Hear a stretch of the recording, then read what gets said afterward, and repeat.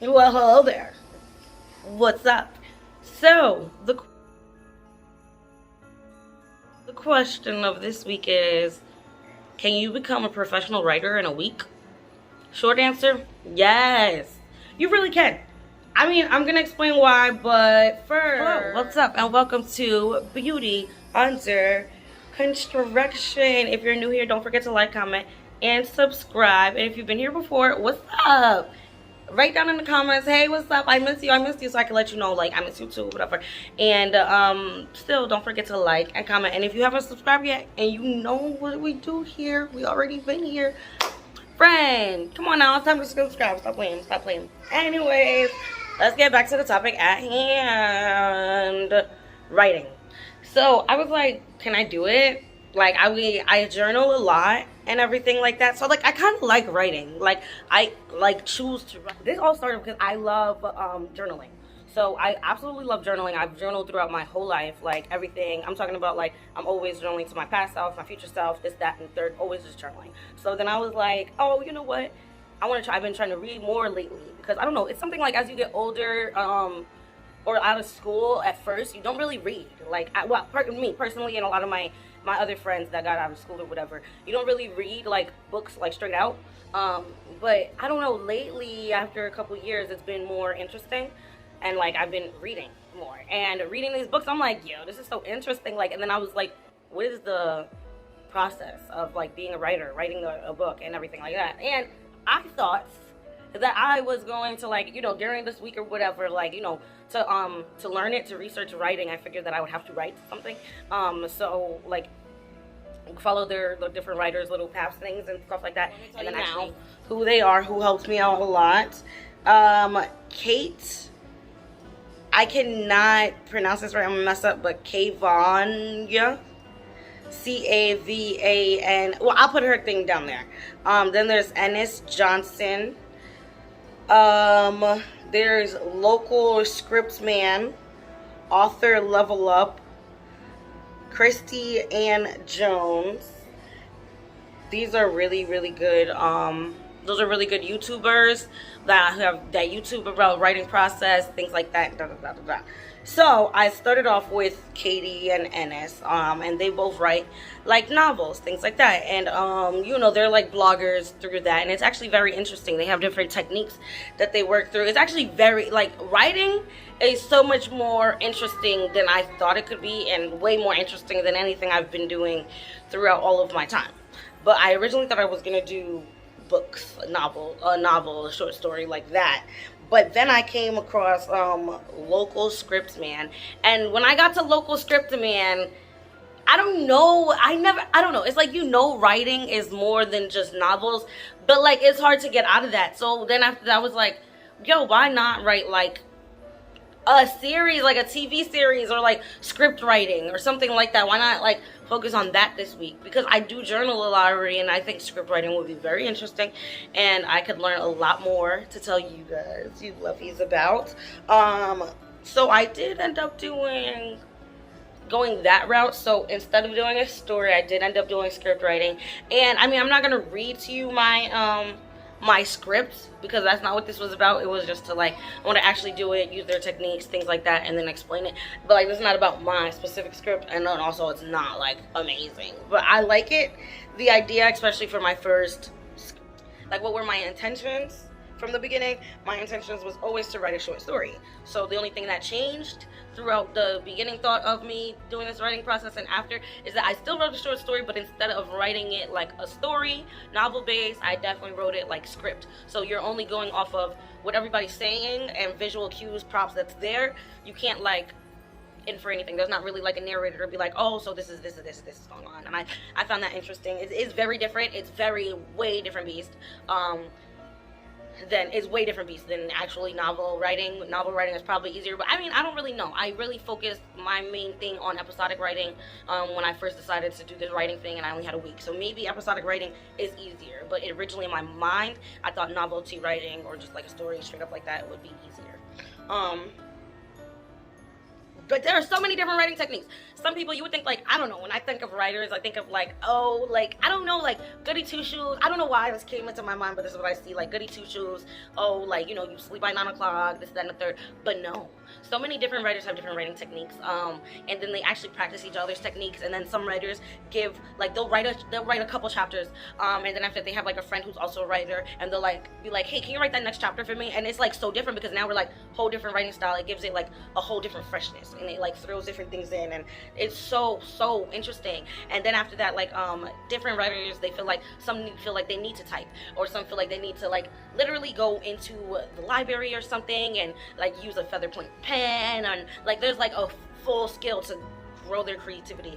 It's actually very interesting. But one thing that I definitely took away, that, I mean, I'm gonna take away in my regular life, my writing life, like, taking away period, is that you can write, only when you're not in the creative state, which I thought was crazy. I learned this from Kate. When your creativity is flowing, that is not a good time to actually write down everything that's in your mind. I mean, I guess you could, like, probably, like, tape record. I guess, well, it depends on your process or whatever. But what I'm taking with me is that, like, in your most creative flow, you should not be jotting down, trying to make it make sense, consistent thing. Because in your creative flow, you're letting all the things come in your mind. Because when you first put the idea in your head, when you first put the idea in your head, your brain subconsciously starts to work on it without you even realizing it. So when it comes to, like, writing a book or, like, a story or something, like, creative like that, then when you're coming up with all these fresh ideas, like, oh, maybe this, and then maybe this, and maybe this, and maybe this, at that time, it's a horrible time to write it down, because then you're just writing down everything possible that comes into mind, and that is not good for an actual consistent, cohesive story. But what's best is, like, when you're in the most creative flows, let your mind go through it, and then when your mind is not, like, a million words a minute, you write down everything in the consistent flow like it would when it's making sense, not what it just looks like in your brain, you know.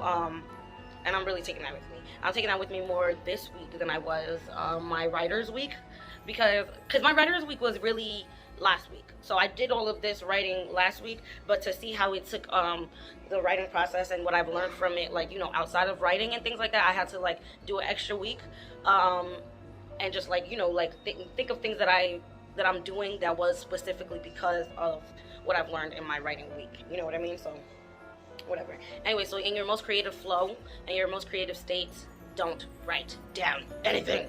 Don't do anything in your most creative state. Nothing. Like, if you're coming up with an amazing idea or whatever, think about it and let your brain think about all the creative things that it wants to think about.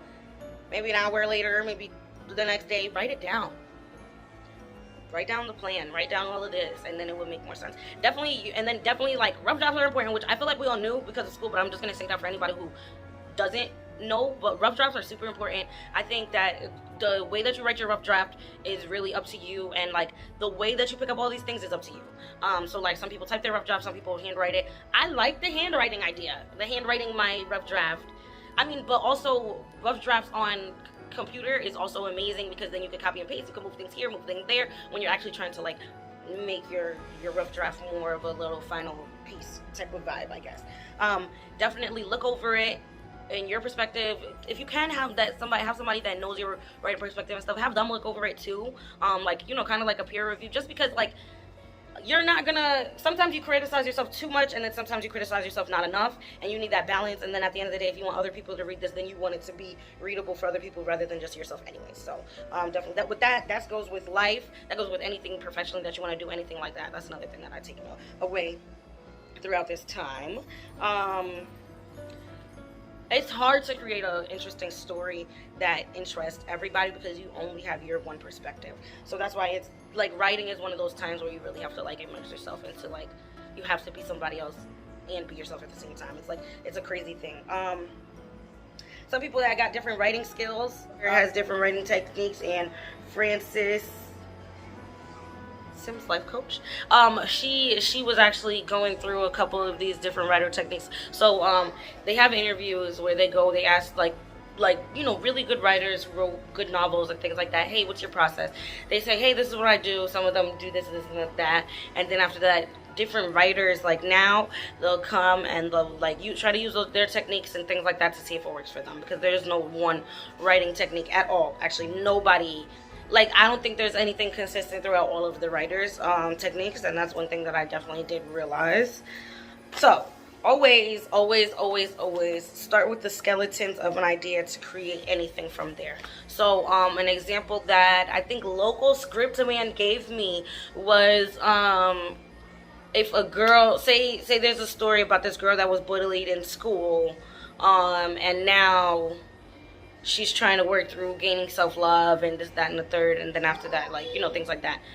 You can literally take that same idea, break it all the way down to its skeletons. The skeletons is a person not feeling equal or adequate in the area that they are. You could take that one idea and put it into a whole fantasy world, like the world of like food, you know what I mean? If food could talk, like if you have like a bunch of regular hot dogs or whatever, and then you got this one skinny, like a bunch of, okay, regular hot dog, I like chicken and pork hot dogs. So if you got a bunch of the regular size chicken and pork hot dogs, and then you put it next to one of those long skinny beef hot dogs, the long skinny beef hot dog can be like, yo, like, why am I so different? And you can still get the same story across when we just drop down to the skeletons of the whole thing.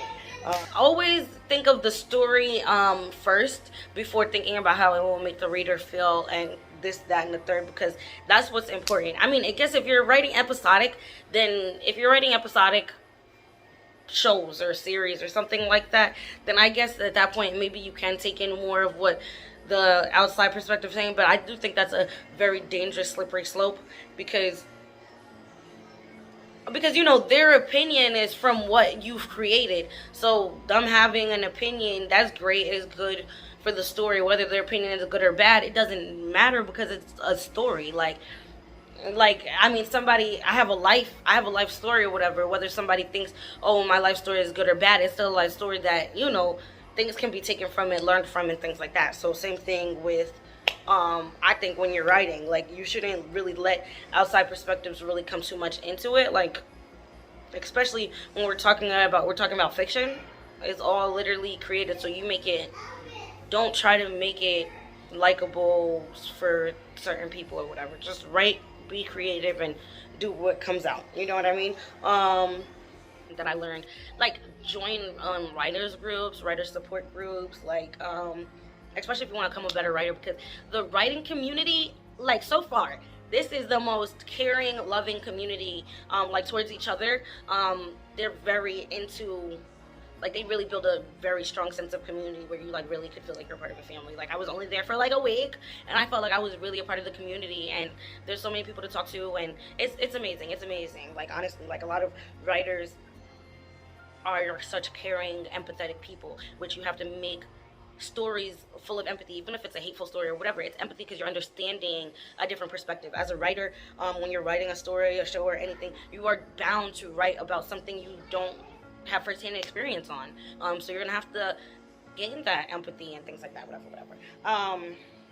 So how will this add to my life? How has this added to my life? I feel like it's definitely teaching me to take a beat. It also helps me with, I have ADHD, so, like, I like the idea that, like, if my mind is all like this, let it be like this until it kind of calms down a little bit, or come back to it the next day and then write it all down, or the next hour and write it all down. Because I mean, I always be journaling and things like that, but I don't really do like brainstorm type of journaling, and I think that was this, like, you know, brain vomit, like, just, wow, whatever comes out of your mouth, like, just write it down.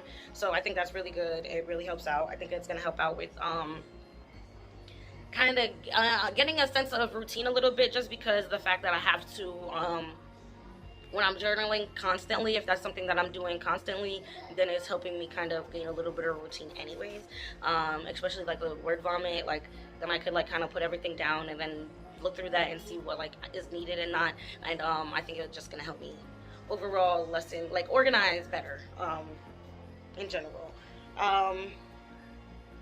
Then after that, I think that I might get Kendall Vella. Like, I guess you could write on their episodic type of stories, and you could kind of get paid for it. But there's a lot of ways to get paid too, which is why I was like, can I become a professional writer if I really wanted to in a week? Yes. Is it possible to do it? Yes.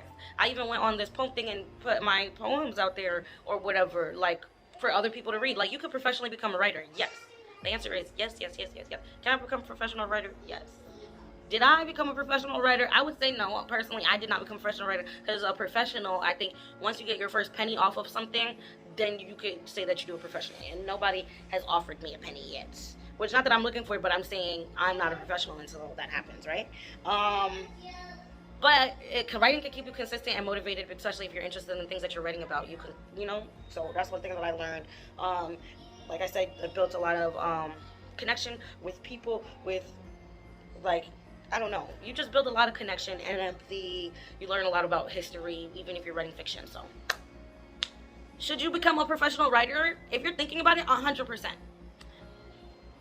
Anyways, also, I did want to add, this is a new series that I'm starting, so if you have any ideas that you think that I should dive into for a week or two, please comment them down below. I'm going to be doing this series, and it's going to be called Journey Through the 20s. Don't forget to like, comment, and subscribe. Definitely comment. And thank you for watching for this long. I really do appreciate you. It means a lot. It does a lot. So it's really about this comedian trying to find a hobby, you know, and like at first, like, he tries to do it with some friends, like he tries to do it with some strangers, then like there's like a little mixture of both, and it's just like, it is like pulling teeth and nails for this person to find their strength, because I mean their hobby, because they kind of like don't really take anything serious enough, I guess. Like, they take things serious but not serious enough. So, you know, when there's other people, they feel the need to automatically perform. So, you know, we started off with meditation with friends, which, you know, is one of the hardest things to do. Because if you're with your friend and you're trying to meditate and you're a comedian, it's going to be, from this perspective at least, it's going to be hard. You know, it's going to be hard to freaking meditate, because, you know, you don't take nothing serious. So then we go to, from there, then we went to bird watching. And then when we went to bird watching, then they're like, okay, like, I'm doing this with no friends or whatever, but this is super boring. Like, what are we doing? Like, what are we doing? So then we try a rock band. We're doing it with some new people. Ended up convincing a friend to go. Long story short, it just was not it. The rock band is way too loud. We're not into rock. Or the comedian is not into rock. And it's just like, no, this is not going to work out. And then lastly, we end up with swimming.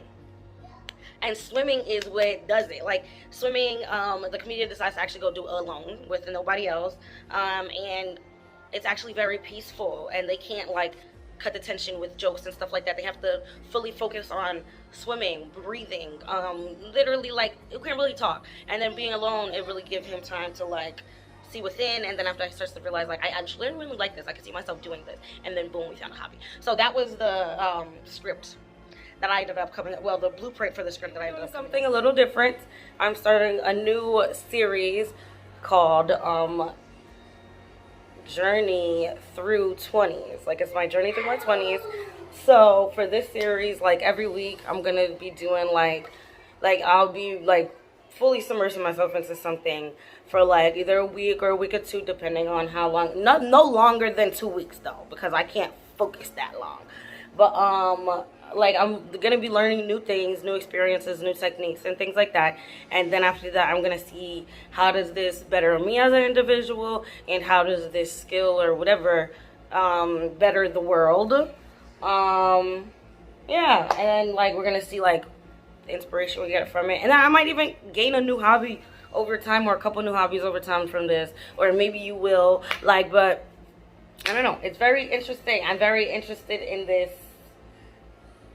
I'm very interested in this concept, so I guess I will put this explanation part at the end.